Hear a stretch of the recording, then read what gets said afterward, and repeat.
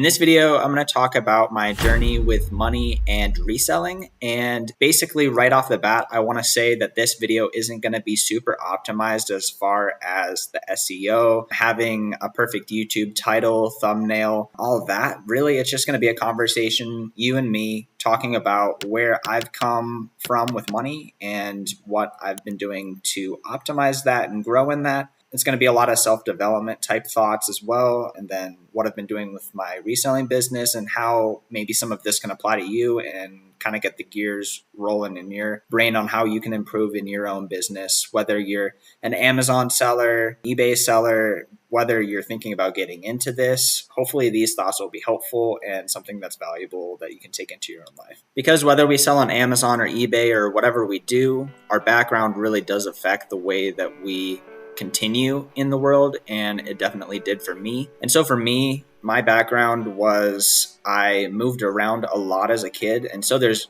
really good pros and cons of that. The pro of that is you got to experience a lot of new things and be in new places. Some of the cons of that is you're not as locked down and connected to a community and friends that otherwise people would have if they lived in the same place. And with that, at the same time, in my childhood, my older sister, who's 4 years older than me, my parents found out that she had OCD, schizophrenia, and autism all at the same time. And they discovered this while they were living in Hong Kong, trying to be missionaries and start churches there. If you can just imagine what you would feel like if this happened to you with your child, my parents were very stressed with that. Did not know how to deal with this, also while being in a different country.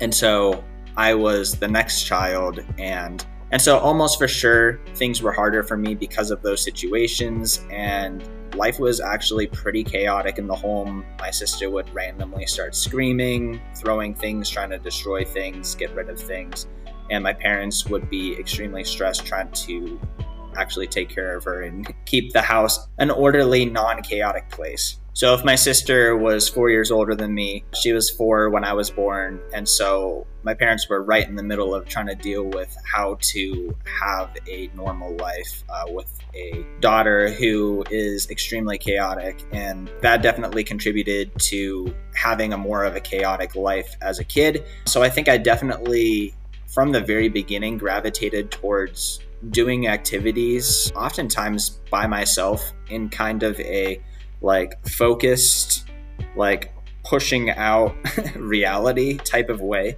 I'd get very focused. My parents talked about how I had this train set as a 3-4 year old, and I would just get super engrossed on that, one track mind on that. Eventually we moved to Pennsylvania, and I would be out exploring in the woods and climbing trees and looking for deer and very enjoying nature. But oftentimes some of this was how can I find peace in a more chaotic environment? And to my parents' credit, they loved all of us. They loved my sister. They loved me. They loved my younger brother.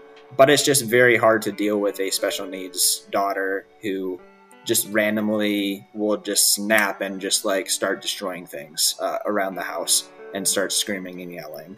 So that's a very difficult thing to deal with. And I think as the next child, I ended up having a lot harder of a time with this. So I think all of that contributed to influencing me to be a little bit more of a one-track minded, focused to the exclusion of other things type of personality. And then also along with that, I was homeschooled as a younger elementary age student. And so my mom was the one that was teaching me. And basically, she is a little bit more on the perfectionistic side. And so as a 6, 7, 8, 9-year-old, oftentimes it felt like I would really put a ton of work into assignments, and still it would just get absolutely nitpicked apart.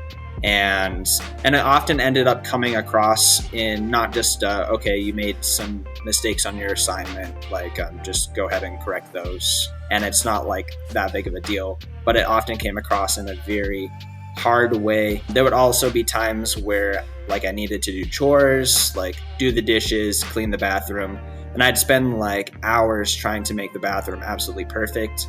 And my mom would still come in and like be like angry with me for the fact that it was still like dirty in ways. And I understand giving constructive criticism, but at the same time, the way that she did it was very harsh. And I think combined with those two things of mom being a bit more perfectionistic and the chaotic situation with my sister, I made the connection in my head and continued to remake the connection in my head that in order to keep my environment safe and calm and secure and peaceful, that I had to make progress in some way. I had to be better than I was. And so I just tried to work harder with chores and assignments or my hobbies. And I made the thought in my head that that is going to make things more peaceful and secure. So eventually I got into soccer and I would practice soccer hours a day. We moved to Thailand eventually. My parents wanted to be missionaries again. And so eventually soccer was another thing like that where I ended up just spending hours and hours a day trying to get better at it. All my friends saw that I was getting much, much better than most people, small amount of time because I put a ton of work into it.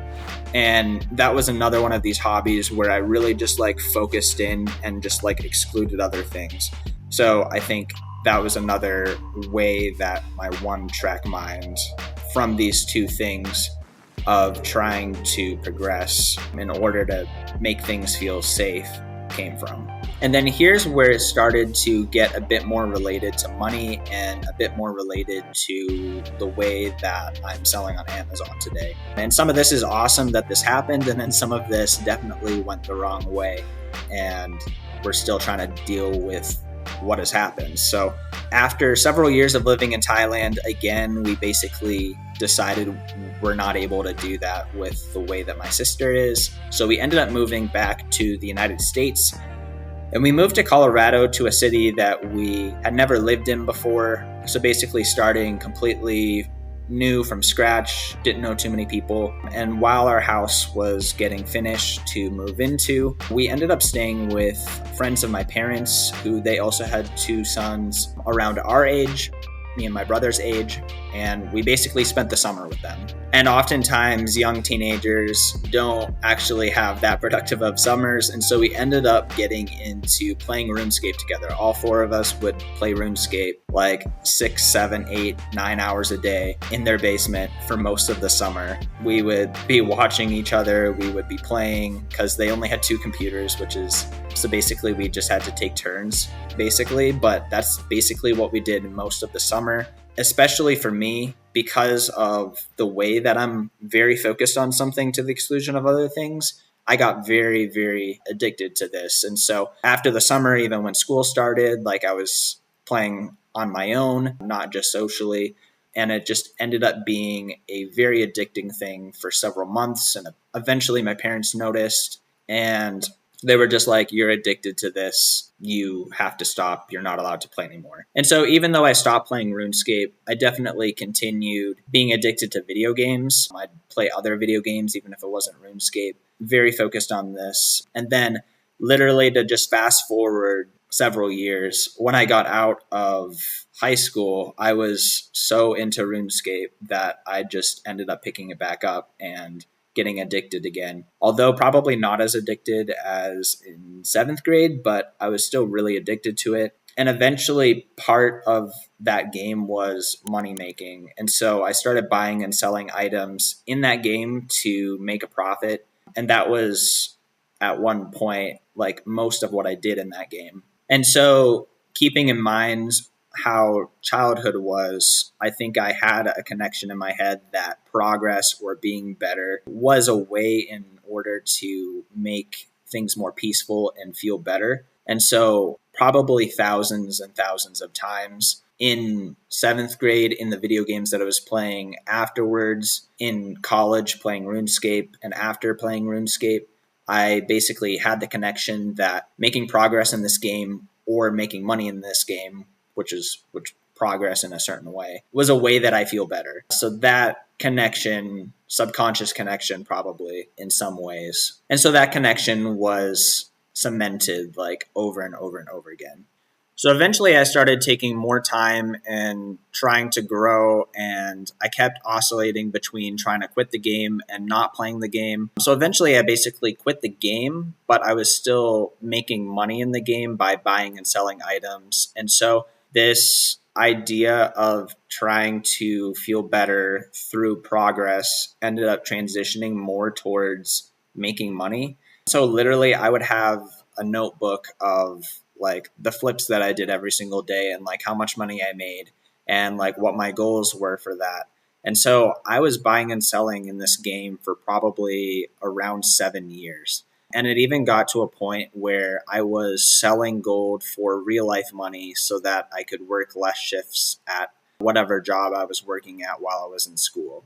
And so around this point, I was graduated with college and I moved back to Denver and I was getting my master's in counseling. Basically, I was going to be a counselor, and around 2019, I started realizing playing this video game every single day, even if it's mostly just me making money, isn't the most healthy thing. I definitely knew that beforehand, but I had my brother come back from a college break one time and he's like, yeah, I'm reselling used clothing online. I'm making like $600 a month while I'm a student.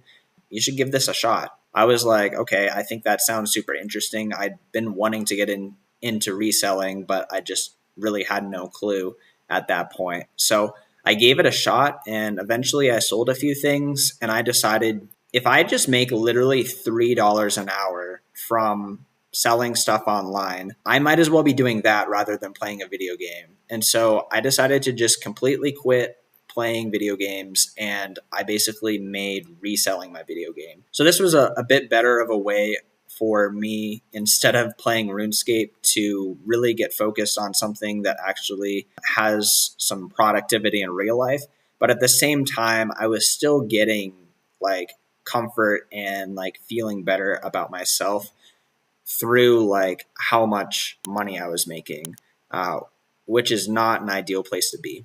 And so I really think it would have been a lot easier for me learning how to resell in the first place if I didn't have this like set in my mind where progress equals me feeling better about myself or comfort or whatever it is, because it probably held me back from taking more risks that would have gotten me further in my reselling, because I'm so focused on that relationship between the progress and feeling better. But I mean, nevertheless, I was very focused on it. Even while I was in school, I was selling on Depop and eBay on the side. And eventually I was selling quite a bit every single month. And I was making like enough that I didn't have to referee soccer anymore. I didn't have to work at Chick-fil-A anymore. I could just resell on the side and pay for my master's while I went through that. But then in 2020, I was in my internship. I was pretty close to being done with my master's degree. But then COVID happened. And, you know, I had been in my internship and I was just absolutely hating it, to be completely honest. And that's just a hard feeling once you've been getting your master's degree and you're almost through the program and you got a placement that you felt like was ideal, and then you still go and it really wasn't feeling ideal. I didn't really like meeting with clients as much as I thought I would. And I was feeling like, man, I really want to just get back and, you know, spend more time selling stuff on eBay, because I could actually find something extremely valuable for someone and sell it for a lot of money and be rewarded if I'm better at what I'm doing. So then when the whole shutdowns happened several months into this, I was like overjoyed. Obviously it's an unsure time and you have no clue what's going on because nobody knew how long we were going to be shut down for. But I was like, you know, I'm making money with eBay. I have 1-2 months where I don't know if I'm going to be doing any internship at all. I really have nothing to do, so I'm just going to try selling on eBay full time. And like very quickly I figured out, okay, that's something that I'm having so much fun doing. Reselling is the best. I love this, and I love working for myself, and I love being able to get better at a skill and then get rewarded for it. And building up money was something that was interesting to me, so I just was able to keep going with it pretty easily. So maybe like 5 months later, I was still selling on eBay. I decided to take a leave of absence just to confirm that I actually wanted to do this full time, long term. And I was selling on eBay, and I decided it would be really fun to add Amazon FBA books on the side of this. My idea was literally I was just going to go to garage sales. I was going to scan some books. I was going to make another $200-300 profit a week with this, just pretty low key compared to eBay. And then I found out that it was much easier to find inventory. And then I also figured out that it was easier to list it as well. So basically, it was a better business model than eBay was completely. And so that was late 2020. Eventually, I started spending more of my time on Amazon and ended up phasing out eBay. And so coming into this, I was just coming out of school. My wife was still in school. A thing that I didn't mention from the past too is that also we didn't have tons of money growing up as a family. Like literally we'd go to like Wendy's and get the value menu, or it would be something special if we did something besides that, just because like being missionaries, it's not like you make tons of money unless you're the wrong type of missionary in some situations. But basically money was tight as well. And so coming into being done with school and then trying to resell self-employed, I was 100% focused on anything I can do to never have to work at Chick-fil-A again, never have to be in a situation like when we were kids where things were chaotic and also not a lot of money. And then also combined with the whole dynamic of there being comfort in my head from progressing, I was very, very, very focused on my business. And so like I did Amazon FBA books, I was cherry picking. I tried to get to 5,000 active listings. The idea was if I make like an average of, I don't remember the exact numbers, but something like an average of $10 a book profit, and I had 5,000 active with a certain sell through, I can make $80,000 in a year, which was more money than I had ever thought possible. That just seemed absolutely ridiculous. Like when I was refereeing soccer, I'd make like $30-40 a game, and there was only so many games in the week. And my eBay store at that time was doing like $2,000, maybe $3,000 a month. And so to make $80,000 just seemed absolutely nuts and unobtainable, but I was working really hard towards that. And I was doing really well for several months. And then restock limits happened. And I had around 3,000 active listings and was probably making a little over $4,000 profit a month. Then Amazon basically said, you have 1,600 slots and you can't send any more books until you're under 1,600 slots. So that just completely threw the book business model into chaos because I didn't know how I was supposed to do that because I didn't have inventory slots to do the 5,000 books that I wanted. And so like one thing I was thinking through is like, do I do like merch fulfilled? But I had never done merch fulfilled before. And I just was completely not into the idea of doing merch fulfilled at the time. So I decided to end up switching business models to do a little bit of RA on the side. That way I could boost my restock limits. That was the idea anyways. But eventually I did more RA and OA. I started selling Nikes eventually. I started selling grocery from Walmart that summer in 2021. Unfortunately, I wasn't in the know about the chlorine in the pools and the weights, but there was a pretty rare speaker for car speakers that I was going Walmart to Walmart looking for those. And anytime I found them, it would be like $150 profit and it would sell instantly. Combined with the other replens that I was looking for, I was doing pretty good with that. And then I started incorporating online arbitrage to try and find some of those replens, but just buy them online. And then the Nikes were also online as well. A lot of these Nikes, there just wasn't enough supply of them. And so if you bought a couple of them, they would just go out of stock and the price on Amazon would just moon.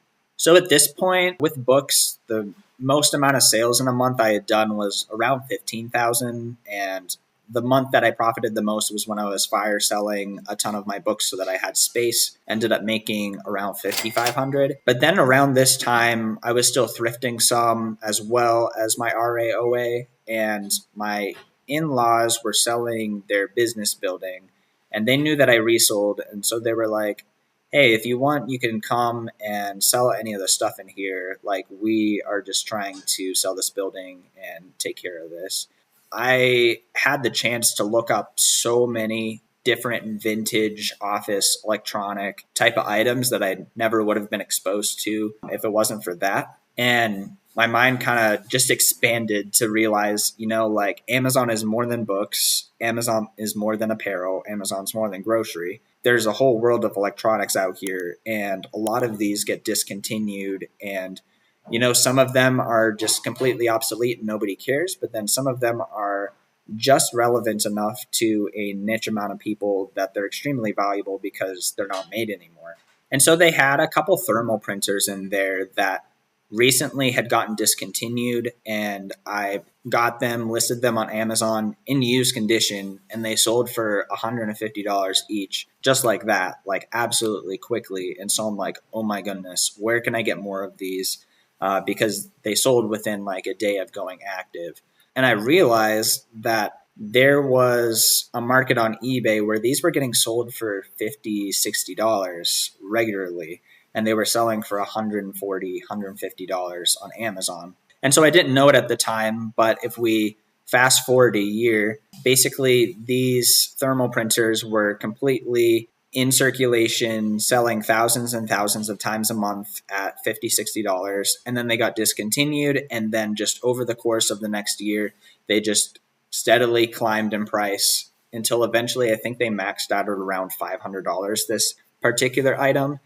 And the entire time the used market was also going up as well. And so what happens is that when somebody thrifts this item and then they go to list it on eBay, they see the solds for the last 3 months. And it takes a while for these solds and the market on eBay to catch up to Amazon. And so the price on Amazon could be $150 and still climbing, but yet still people are listing it on eBay for $60. And eventually someone goes and tries to list it for $70, and then someone who's doing this online arbitrage still is making money at $70, so they have to buy it. And the solds do go up, but there's just this lag time the whole time. And so I went extremely hard on buying and selling these thermal printers, and I ended up selling other types of thermal printers as well. And I started doing eBay to Amazon completely as my business model. I didn't do RA anymore. I didn't do OA anymore. I did a little bit of thrifting when I was running low on capital. And speaking of capital, I also took out a $10,000 0% APR card for the first time. I had never had my business be more than like $10,000 buy costs, which was in cash. At this time, I had not really done more than $10,000, $15,000 in sales in a month. But I had found an opportunity, and I had been selling for a long time, and this opportunity was making a lot of money. I was doing really well with these, so I decided I'm going to take a leap of faith and try to leverage some credit. And eventually I started leveraging more credit and buying more and more different types of items. It wasn't just thermal printers anymore. It was discontinued, lots of different stuff. And so from there, I did my first 30K month, my first 50K month, my first 100K month. And as I was scaling, I started using a prep center. I hired a virtual assistant. I got optimized with these things, and I was making good money. Like that progress of the eBay market lagging behind the Amazon market continued for quite a while, and I was taking advantage of it. I was very action heavy with this. And on one hand, it's good that I was action heavy, but then on the other hand, I was sending used items to a prep center who was not testing the items, and they were getting sent to Amazon FBA. So return rate was extremely high on this, and I kind of ignored the consequences of that for a long, long time. And I ended up getting counterfeit claims from customers because of just how many orders I was probably shipping to customers that just weren't in as good of a condition as I was advertising. And so I think this was just one con of the way that my mind has continued to work in this way, that I just need to make more and more progress, and I need to make more and more money. And I think I ended up just ignoring some of the red flags that were coming up, that like, oh wow, my return rate is climbing still. It's still climbing, and it's still climbing at that point. And like, oh, I gotta I got an IP claim here. Like the first one was just me buying a private label brand, but then the second and third one were basically originating from customer issues.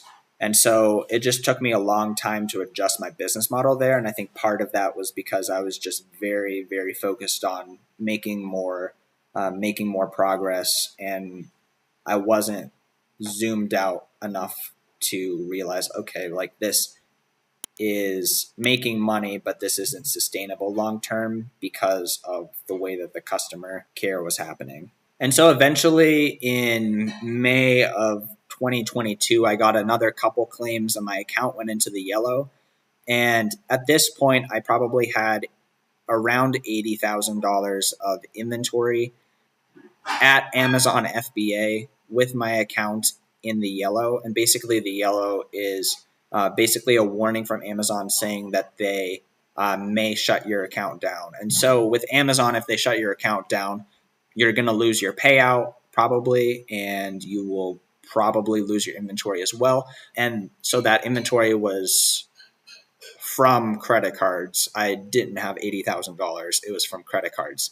And so if I got suspended and lost all that inventory, I would basically be bankrupt. And I ended up being in the yellow for around 6 months. And so this was an extremely difficult time for me, super anxiety provoking. I loved selling on Amazon. I loved arbitrage, but my account was in the yellow, and it's because of like mistakes that I had made. And so from there, I transitioned to another business model, which was selling new items, eBay to Amazon. And this was a lot better because I didn't have to worry about the return rate in the same way that I did for used items, and I could still use a prep center. So from here, things got really, really profitable and got a lot better. I thought going into this that there was going to be no new items, that how am I ever going to find profit because I'm sourcing new items? Like, why would they get listed at the right price on eBay? But like after several months, I ended up adjusting, was able to figure this out. I also knew like Amazon is kind of a rough place because you kind of have this over your head the whole time that if they suspend you, you will lose your payout, you're going to lose your inventory. And most people who are serious end up leveraging in order to build up their business. And so that's just a scary place to be, that if they like catch you doing anything wrong whatsoever, or you don't have documentation for stuff, that they're just going to suspend you. And like, what are you going to do at that point? You basically have to bankrupt. So I knew for me, I wanted to be in a safer situation. Instead of being leveraged over the course of several months, I just ended up paying off all my cards and reinvested profits back into the business. So at least I could do 30, 40, 50,000 a month, but just in cash. And so that transition, I think, was a very, very helpful thing for my business, because if I only have a certain amount of money to spend on inventory, I have to send the absolute best stuff into inventory. There's no more just sending in 25% ROI, 30% ROI stuff. I'm going to spend the time and look for 50, 60, 70, 80, 90, 100% ROI stuff in order to actually make my spend actually matter. Because if I'm sending 25% ROI stuff in to do 30K in sales, that just doesn't cut it for running a really solid full-time Amazon business. So in 2023, I was still transitioning business models at the very start. So unfortunately, December 2022, that Q4 ended up really getting ruined by this account health issue and me trying to get out of leverage and make my financial situation safer. But things did end up picking up in the spring. From February on, I was making at least $7,000, $8,000 profit buying new items from eBay and selling them on Amazon. And I was still doing FBA at the time. And eventually, several months in, I really took the ROI to the next level. And you guys have probably seen the 100K at 100% ROI in 100 days series. And that was a series where I basically tried to see if I could spend $100,000 on inventory at 100% ROI in 100 days. So basically that would be around $33,000 of potential profit every single month purchased for inventory. And I was able to do it. And from there on, I realized there's actually so much high ROI stuff if you take the time to get good at sourcing and look in different places and try different categories. And my profit ended up jumping up a ton from there. So in June and July, I ended up doing more like 18,000 of profit rather than 8 or 9 or 10,000 profit. So things really catapulted from there. And then also in August, I had the idea, like, why don't I just FBM for the cash flow cycle and get ready for that this Q4? So I started FBMing, and I never realized how good the cash flow cycle is with FBM as opposed to FBA. With FBA, you'll send stuff in, it'll be inbound for 1, 2, 3, 4, 5 weeks sometimes. And then sometimes it still goes into FC transfer for several weeks sometimes because Amazon wants specific items at specific centers. And all of that before the item even goes active. And so you could literally have almost 2 months of time before an item even goes active. And so your whole cash flow cycle could literally be 2-3 months if your item sells quickly. So basically all that to say is you need more money in order to do FBA well rather than FBM well. And so when I started doing FBM, ordering stuff to my house, listing it that same day, and if it was a fast selling item, it's selling that day, and me getting my money back in 2 weeks, that's absolutely crazy and a game changer. And so I ended up after August, I really stayed above $20,000 profit every single month. In December, I did 32,000. January, I did 29,000 in profit, and it's been above 20,000 since. And so most of the time since around September, I haven't necessarily been trying to increase my numbers that much as far as like how much potential profit I buy and sell. I've been trying to find ways to delegate it more to make my return rate better. I've been trying to find ways to have my virtual assistant source more for me. I've been trying to find ways to list and ship my items quicker. That way I'm spending less time on the business, because when I was starting with FBM, it was just taking so much time, and it still does take a lot of time. So that's still a journey that I'm in as well. Like, I'm working on trying to make sure that I only purchase items that are going to be very, very much so worth my time to list and ship. I don't want to open an individual box and take one item out and list it for $9 profit and then have to go put it in my bins and then go find it in the software when it sells and then put it in a poly bag and label it all for $9 profit. Like, that's, if you actually look at how long each section takes, that's not anywhere close to how you're going to continue to stay at $20,000 profit a month if you just break down how much time you're going to put into the business, et cetera, et cetera. And so what I'm working on right now in my business is I'm working on paying ourselves a lot more than we did in the past. In a lot of like 2022, we kind of just paid ourselves what we needed in order to live. And in 2023, I was reinvesting a lot of the money back into the business, especially to pay off cards so that I could run my store in cash. But now we're running the store in cash. We're really profitable. So we're taking a lot of our profits and not reinvesting back into the business, but putting it into a lot more safe of investments and, trying to let go of some of that scarcity mindset of more money equals more comfort. I'm trying to I never as a kid would ever think that like doing something like DoorDash or eating out multiple times a week is a decent, okay thing, but I'm trying to do anything I can to get out of that mindset. I'm giving us a lot more fun money, like trying to actually like go do experiences now. And like, I have a long way to go with this because it's just so cemented in my head that like more progress, more money equals more comfort and safety. But I've been doing a lot better with this lately. I've also like set a cap, be like, 35 hours a week is as much as I'm wanting to work on this.